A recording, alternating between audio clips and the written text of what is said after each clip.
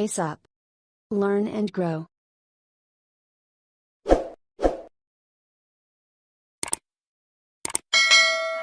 Welcome to our channel pace up.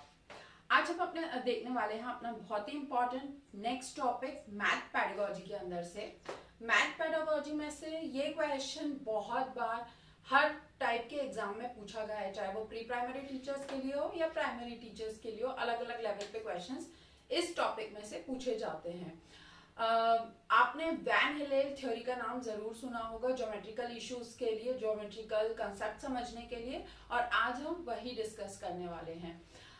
Topic start करने के पहले अगर आपने चैनल को सब्सक्राइब नहीं किया तो सब्सक्राइब कर लें, ताकि आगे आने वाली वीडियोस आपको हेल्प करते रहें आपके एग्जाम्स के लिए। तो चलिए स्टार्ट करते हैं वैन हिलेल का ज्योमेट्रिकल कॉन्सेप्ट। ज्योमेट्रिकल नाम से ही आपको समझ में आ गया होगा कि ज्योमेट्री के बारे में हमें इसमें समझना है। ज्योमेट्री क्या है? जहाँ पे शेप्स के बारे में बात होती है, जहाँ पे कंसेप्ट्स के बारे में, जहाँ पे प्रूफ्स होते हैं चीजों के। अब क्या कोई एकदम से प्रूफ समझ लेता है या कोई एकदम से प्रॉपर्टीज समझ लेता है? नहीं, स्टेप बाय स्टेप ये चीज एज के हिसाब से लेवल वाइज लेवल चलती है। तो चलिए देखते हैं क्या है van Hiele geometrical reasoning theory. सबसे पहले ये थ्योरी दी है वैन हिलेल ने, HIELE।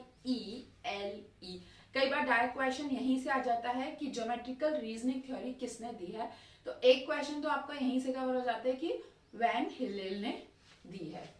Next, use to learn the concept of geometrical shapes. क्या ये समझने के लिए ही हम पढ़ते हैं? ज्योमेट्रिकल शेप्स को समझने के लिए पढ़ते हैं। ज्योमेट्रिकल शेप्स के कंसेप्ट को समझने के लिए हम ये पढ़ते हैं। अब इसमें सबसे पहले 5 लेवल है 0 से लेके 4 तक। 0, 1, 2, 3, 4। तो वैसे तो 0 से 4 तक कहे जाएंगे, लेकिन है वो 5।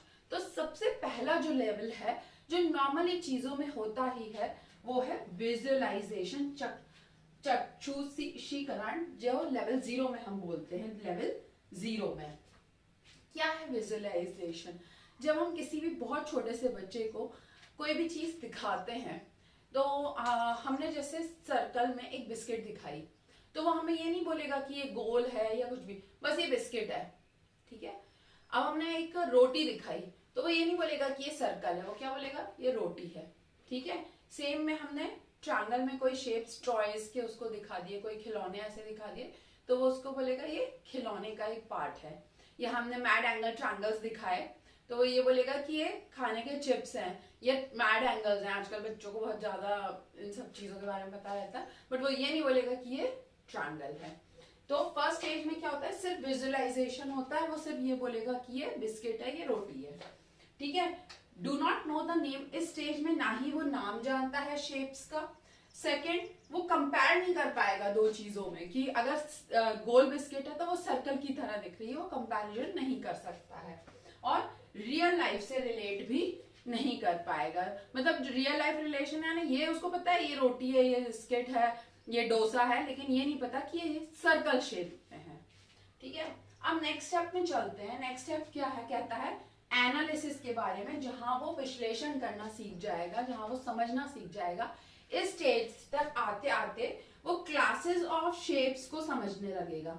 यहां तक आते आते क्या समझ गया वो? क्लासेस ऑफ शेप्स को। यानी अब वो यहाँ सेकंड स्टेज में जहाँ पे एनालिसिस होता है, वहां पे क्या समझने लगेगा कि भाई ये सर्कल है, ये ट्रायंगल है, जो थोड़ा लंबा होता है वो रेक्टेंगल होता है, जो थोड़ा सा बराबर सा दिखता है वो स्क्वायर होता है। तो इस स्टेज में उसको नाम पता चल जाएंगे और थोड़ी बहुत प्रॉपर्टीज पता चल जाएंगी, ठीक है। अदर शेप से कंपेयर कर पाएगा। अब आप उसको रोटी दिखाओगे तो वो जरूर बता सकता है कि मम्मा ये सर्कल शेप की है, या फिर ये बिस्किट है वो सर्कल है। और अगर आपने क्रैक जैक दिखाई तो वो बोलेगा ये स्क्वायर है। तो इस स्टेज में वो कंपेयर करना सीख जाएगा। अब हम नेक्स्ट स्टेप में चलते हैं, जहां पे इनफॉर्मल डिडक्शन के बारे में होता है। इनफॉर्मल डिडक्शन यानी जब हम सर्कल को आधा काट देंगे, यानी बिस्किट को आपने आधा तोड़ दिया, सर्कल बिस्किट की बात कर रही हूँ, अगर आपने आधा तोड़ दिया तो वो सेमी सर्कल बन जाएगा। तो वो ये तो बता देगा कि ये जो पूरा वाला बिस्किट है वो सर्कल है, लेकिन ये जो इसको तोड़ के बना है वो सेमी सर्कल है, वो ये नहीं बता पाएगा। क्यों नहीं बता पाएगा? क्योंकि उसको पता ही नहीं है, क्योंकि अभी तक वो नाम उसको इंट्रोड्यूस नहीं हुआ है। लेकिन उसको ये समझ में आएगा कि इसी से एक नया कुछ शेप निकल के आया है। सेम अगर स्क्वायर है या रेक्टेंगल है और फिर यहाँ पैरेललोग्राम बना है, तो वो उसको बता नहीं पाएगा कि इसका नया नाम क्या है। ठीक है, तो उसको औपचारिक निगमन के हिसाब से don't know the name of new shapes, only base shapes known, मतलब नए नामों को नहीं पता होगा, लेकिन जो बेस शेप्स है, जैसे ये सर्कल है, ये रेक्टेंगल है, वो उसको पता रहेंगे। Know different types of shapes. Shapes को देख के समझ जाएगा कि सर्कल को काट के आधा बना हुआ है, ये रेक्टेंगल को या स्क्वायर को थोड़ा सा टेढ़ा कर दिया, पर उनके एक्चुअल जो ज्योमेट्रिकल नेम्स है वो नहीं पता होंगे। तो इस यहाँ तक आते आते वो क्या समझने लगेगा? प्रॉपर्टीज को समझने लगेगा, प्रॉपर्टीज ऑफ शेप्स को समझने लगेगा कि रेक्टेंगल के ऑपोजिट साइड्स इक्वल होते हैं, रेक्टेंगल थोड़ा सा लंबा जैसा होता है, इसका ये साइड इसके बराबर होता है, ये साइड इसके बराबर होता है, स्क्वायर के ऑल साइड्स इक्वल होते हैं, ट्रायंगल कुछ इस तरीके से दिखता है, तो वो इस तरीके से बताने लगेगा। अब हमने क्या क्या पढ़ लिया? विजुअलाइजेशन पढ़ लिया, जहां से वो शेप को देख पाता था। सेकेंड स्टेज एनालिसिस, जहां उसने नाम पढ़ना सीख लिए थे। और थर्ड स्टेज जहां पे उसने उन शेप्स में से भी नए शेप्स के बारे में देखा, लेकिन उनके नाम नहीं पता है। अब आगे चलते हैं नेक्स्ट स्टेप में, जहां पे वो रिलेशन अमॉन्ग प्रॉपर्टीज बनाना सीखेगा। मतलब एक शेप से दूसरे शेप के बीच में क्या रिलेशन है, क्या उनकी प्रॉपर्टीज सिमिलर है, वो बनाने की कोशिश करेगा। इसको हम बोलेंगे फॉर्मल डिडक्शन या अनौपचारिक निगमन। अनौपचारिक यानी कोई यहाँ पे पर्टिकुलर रूल नहीं है। Know all the name and properties of the different shape. यहाँ इस स्टेज में वो सारे शेप्स को पहचानेगा, सारी प्रॉपर्टीज को पहचानेगा। अगर यहाँ पे पैरेललोग्राम दे दिया है तो वो बता देगा कि ये साइड इसके पैरेलल है, ये साइड इसके पैरेलल है। तो पैरेलल बता रहे हैं, यानी उसको प्रॉपर्टी पता है, ये पता है कि ऑपोजिट साइड्स इक्वल हो रहे हैं। ओके, तो अब फॉर्मल डिडक्शन से वो लास्ट स्टेज की तरफ जाएगा, जब deduction system of the property, deductive system of the property यानी रिग्रेस, दृढ़ता की से कि अब कुछ नया भी आ जाएगा। रिग्रेस यानी इमेजिनेशन में, जहाँ पे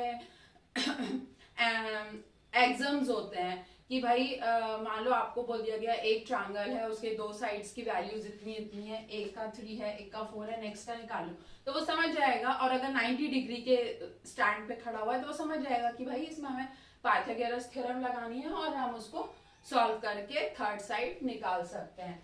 तो इमेजिन, इस स्टेज में वो इमेजिन कर सकता है, सॉल्व कर सकता है। Can understood what is unknown, जो सामने उसके नहीं भी है, उसकी इमेजिनेशन उसके माइंड में आ जाएगी और उसको भी वो सॉल्व करने की कोशिश कर सकेगा। तो एनालिसिस ऑफ डिडक्टिव सिस्टम्स ये पॉसिबल है यहाँ पर।